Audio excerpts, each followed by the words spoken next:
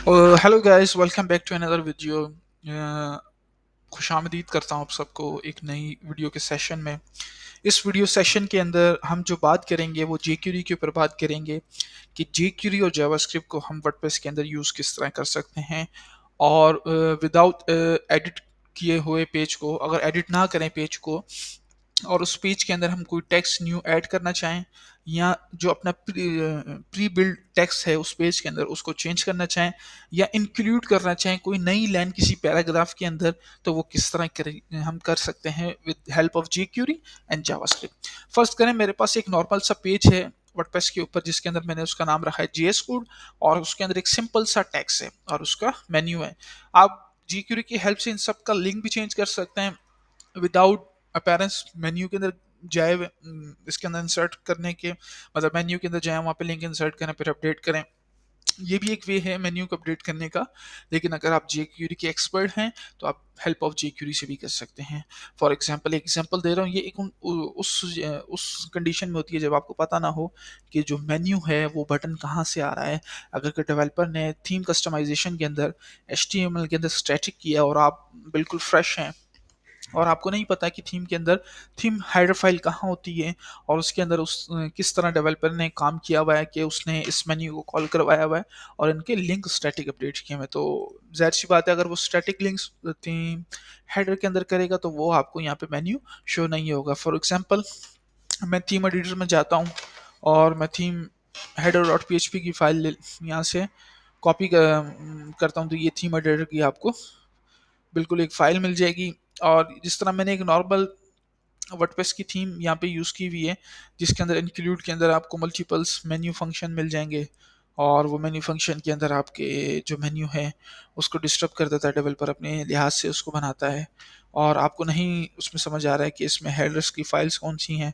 Entry header है, मुख्तलिफ header हैं, साइड नेविगेशन है।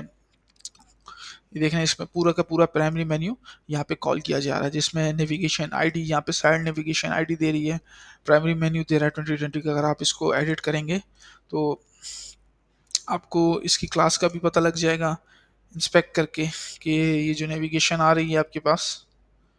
फॉर एग्जांपल, मैं आपको यहाँ पे देखें, नेविगेशन साइड नेविगेशन आपके पास आ रही है और यही क्लास यहाँ पे कॉल हो रही है, तो यहाँ पे सारा का सारा आपका मेन्यू कॉल किया जा रहा है। ये देखें, यूआई मेन्यू। अगर वो यहाँ से इस तरह कोड हटा दे और अपना स्टैटिक मेन्यू यहाँ पे डाल दें, फॉर एग्जांपल यहाँ पे यूएल करके अपना स्टैटिक मेन्यू यहाँ पे ऐड कर दें, और फर्ज करें यहाँ पे, फॉर एग्जांपल मैं आपको दे रहा हूँ, यहाँ पे href का लिंक चेंज कर दे और यहाँ पे लिख दे टेस्ट, और हाँ यहाँ पे मेन्यू डाल दे और उसको अपनी तरफ से कोई क्लास दे दे कि मेन्यू कस्टम। इस तरह की स्टैटिक मेन्यू भी काफ़ी दफ़ा डेवलपर ऐड कर देते हैं, और इसको अगर अपडेट करे वो, यहाँ से प्राइमरी मेन्यू भी उसने हटा दिया, और अगर वो रिफ्रेश करें यहाँ पे तो देख रहे हैं, एक मिनट मैं आपको फ़र्क दिखाता हूँ। ये कोड आपको यहाँ पे ऐड करना पड़ेगा, आई थिंक ये नेविगेशन है, यहाँ वो इस कोड को रिप्लेस करके कोड यहाँ पे भी ऐड कर सकते हैं।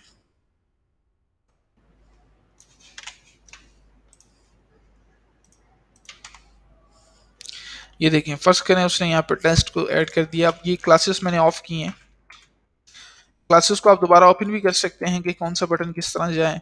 अगर आप ये प्राइमरी मेन्यू यहाँ से मतलब इस चीज़ को रिजॉल्व कर दें इफ़ की कंडीशन में, और फर्ज करें उसने यहाँ पे कोई टेस्ट और प्राइमरी मेन्यू में यहाँ कॉल कराना पड़ेगा सारी चीज़ें वगैरह। तो मैं एग्जांपल दे रहा था कि किस तरह हेडर के अंदर एक स्टैटिक मेन्यू आ जाए तो उसका लिंक किस तरह चेंज किया जा सकता है with the help of jQuery। अगर आपको उसकी साइड मतलब नहीं पता कि वो फाइल कहाँ है थीम एडिटर के अंदर या थीम हेडर डॉट php के अंदर, वो इंक्लूड में किस टेम्पलेट के अंदर सेव हुई हुई है, आपको पाथ का नहीं पता, तो आप jQuery की हेल्प से उसको पेज के फ्रंट से भी उसका लिंक चेंज कर सकते हैं, टेक्स्ट को एडिट कर सकते हैं।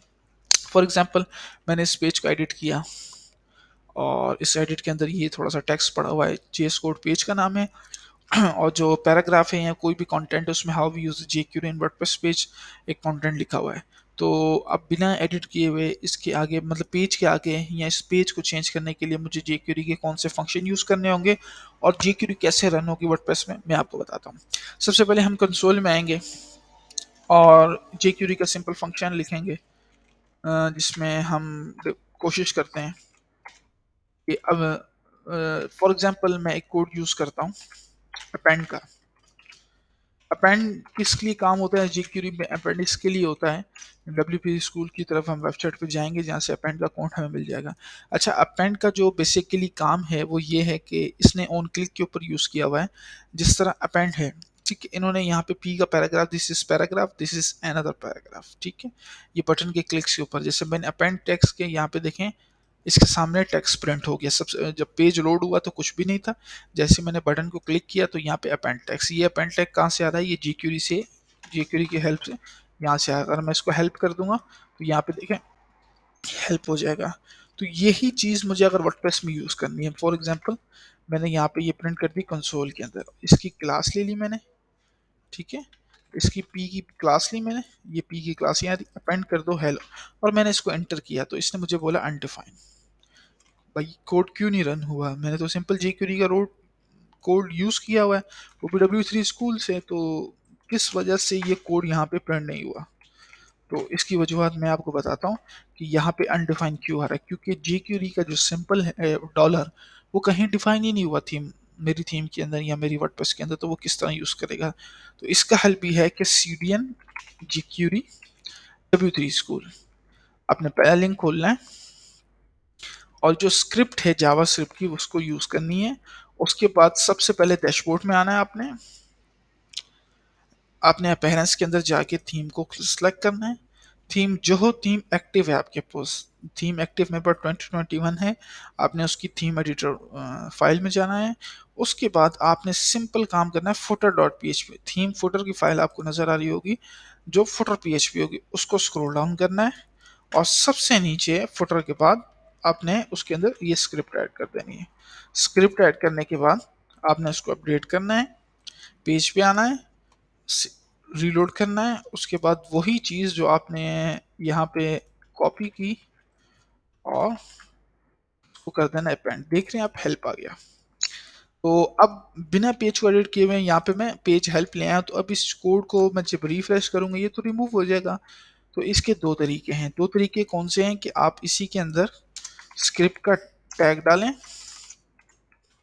और उसके अंदर ये सिंपल कोड रख दें। हम देखते हैं कि इसकी हेल्प से ये कोड रन होता है कि नहीं, क्योंकि ये फुटर डॉट पी के अंदर कोड रन हो जाएगा। यहाँ पे देखें आपके हेल्प आ गया। अगर आपको थीम फुटर की फाइल में मसला हो रहा है, अब ये कोड यहाँ से रिमूव कर दें। आप सिंपल जाएं प्लगइन्स में, ऐड न्यू प्लगइन करें और कस्टम CS की फाइल प्लगइन सर्च बार के अंदर ये लिखें तो आपको सबसे पहले custom simple custom CSS and JS का प्लगइन मिलेगा। मैंने पहले ही इंस्टॉल किया हुआ है और मेरे ख्याल से अपडेटेड नहीं किया, तो इसकी अपडेट आई हुई है। तो सबसे पहले इसको अपडेट कर लेते हैं।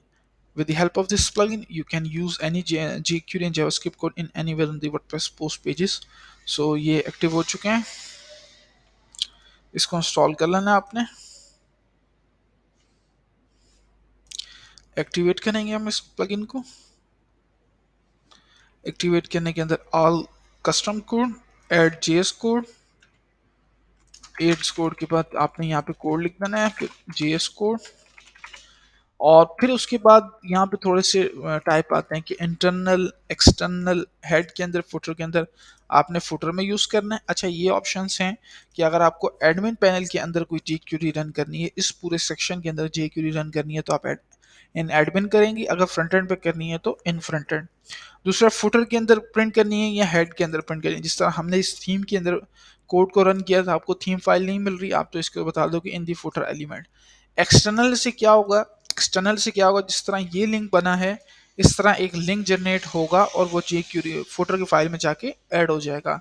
अगर आप इंटरनल करेंगी तो सिंपल वो क्या होगा, जिस तरह हमने इसके अंदर कोड लिख मतलब रिटर्न किया था, लिखा था, इसी तरह ये प्लगइन उसकी फाइल वहां पे बना देगा और लिख देगा।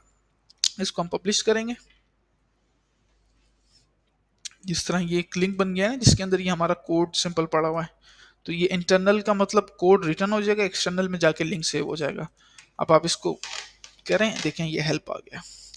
तो ये तरीका होता है किसी भी वर्डप्रेस, देखें वर्डप्रेस के अंदर jQuery को रन करने का, किसी भी टेक्स्ट को चेंज करें, उसके अंदर टेक्स्ट को ऐड करें, इस तरह किया जाता है। अब नेक्स्ट वीडियो के अंदर मैं आपको jQuery से मेन्यू का लिंक चेंज करना, अगर एक ही डिव के अंदर बहुत सारे पैराग्राफ हैं और आप चाहते हैं कि सिर्फ फर्स्ट पैराग्राफ की लाइन को मैं चेंज करना चाहता हूँ, तो अगर आप पी के टैग को करेंगे तो तमाम जितने पेज के अंदर पैराग्राफ होंगे वो सब हो जाएंगे। तो आपको सिंप्लीफाई करना है सिर्फ एक पैराग्राफ टैग को, तो वो किस तरह करेंगे, हम क्या कमांड यूज़ करेंगे, वो इंशाल्लाह हम नेक्स्ट वीडियो के अंदर डिस्कस करेंगे। मैं उम्मीद करता हूँ ये वीडियो आपके लिए हेल्पफुल होगी। अगर आप मज़ीद jQuery के अंदर कुछ, वर्डप्रेस के अंदर कुछ टॉपिक डिस्कस करना चाहते हैं तो आप कमेंट सेक्शन में मुझे बता भी सकते हैं, तो वो हम मिलकर रिजॉल्व करेंगे, ताकि हम, मेरी भी नॉलेज में इजाफा हो और आपकी भी नॉलेज में इजाफा हो। इंशाल्लाह मिलते हैं अब नेक्स्ट वीडियो के अंदर, जिसके अंदर हम एक नया टॉपिक के साथ, बल्कि टॉपिक मैंने आपको बता ही दिया है, उस टॉपिक के ऊपर बात करेंगे।